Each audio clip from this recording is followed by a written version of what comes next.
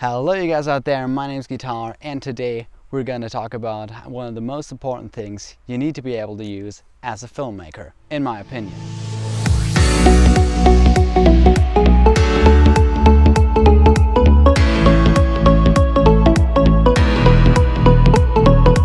So obviously guys, this is a Steadicam, and more precisely this is an S40, a Steadicam that you can get for how much do you guess this thing costs? I want you to guess, Jacob. Oh. How much does this thing cost? Don't know. 88 euros? This is 50 bucks. 50? 50 bucks, yeah. And this Steadicam can be extended up to 40 centimeters, hence the name S40. Now the way this thing works, down here it has got some counterbalance weights to counterbalance the camera, and this right here is a 3-axis gimbal, just like the Ronin S that just came out, or the Feiyus or the Zhiyuns, but it doesn't have any electronics in it, which is good because it doesn't need a battery that way. The downside of this is that you always have to balance it, which can be very frustrating compared to a gimbal, which you can sometimes just automatically balance and it's done. This thing right here, let me just unbalance it real quick. This pole right here, you first have to pull out the whole way and then you have to stick it back in until it drops like 2 to 3 seconds. It didn't drop the whole way, but we can make it drop the whole way just by putting it a little bit more to the rear. Let's see how it drops now. See, that's good. Now we need to check where the camera leans. It seems like it leans to the front now. Well, obviously it does. That means we have to put it to the back. And now, let's check it again.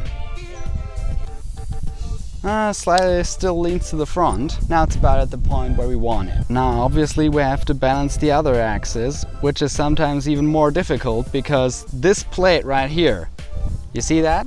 Which kind of slides that way, is smaller. And it's more difficult because of that. So let's check it. It leans to your left. That means we have to put it to the right. Oh, it just leans very slightly to the left. I don't think you would even wanna put it more to the right because otherwise you're just gonna overcompensate. And I think if we put it a little bit more to the front, this is about as good as it gets. And one huge downside of the Steadicam is that you can't just turn the knobs and change the position of the camera that way. You always have to unscrew them and slide this. You can do this with more expensive Steadicams, but this is just good for beginners who really want to know how to use a Steadicam. Also, this thing right here, down at this screw, this thing just unbalances this thing the whole time. I think you almost want to tape it there so it doesn't move. This Steadicam right here still leans a little bit to the back, and that's because I wasn't able to check if this is super perfectly right, but I think you can still work with it. Now before you start using this thing, you gotta practice this. This is called the Tyler Blevins walk. Yeah, it's the ninja walk. That's just if you walk like this, you're more stable.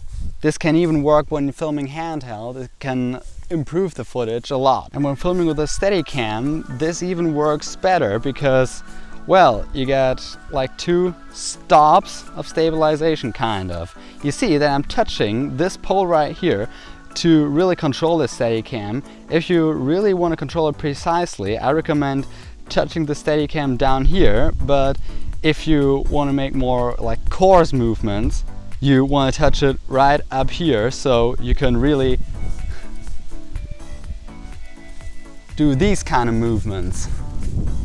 And I failed there because it's a little bit windy out here. Now, as you may have seen, I'm not the best Steadicam operator in the world. Certainly not the best one. I'm not the new Devin Graham or Parker Wallback.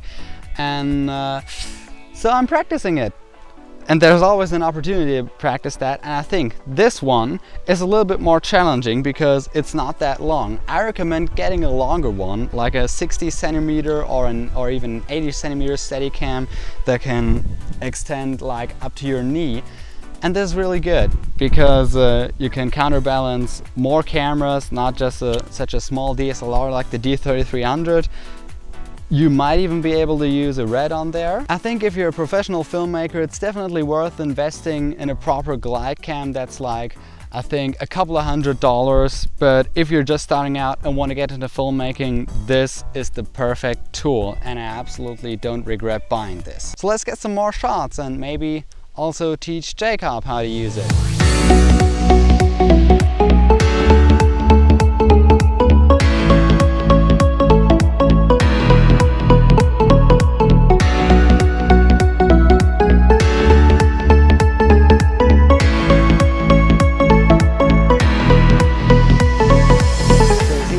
Definitely can get smooth footage with a Steadicam. Here are a couple more tips for it. Obviously, it's best to shoot wide angle than telephoto, because telephoto is going to be much more difficult to stabilize on any system. Even if you shoot handheld or on a gimbal, it's going to be more difficult to stabilize. So if you're a beginner, just film like on a 24mm.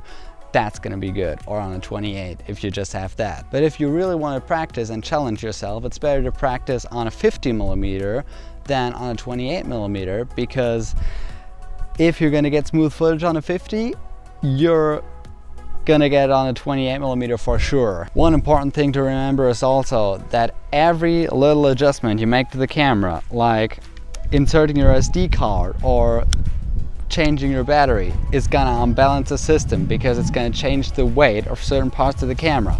Also, if you're gonna zoom, you see that the Steadicam's unbalanced now.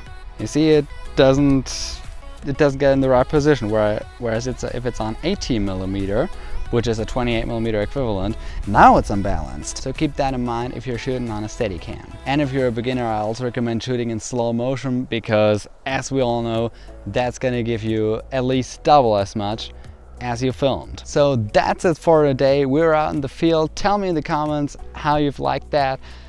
I think we're gonna shoot some more now, which you've probably already seen. Give this video a thumbs up if you liked it. Subscribe to Jacob, subscribe to this channel, and peace out.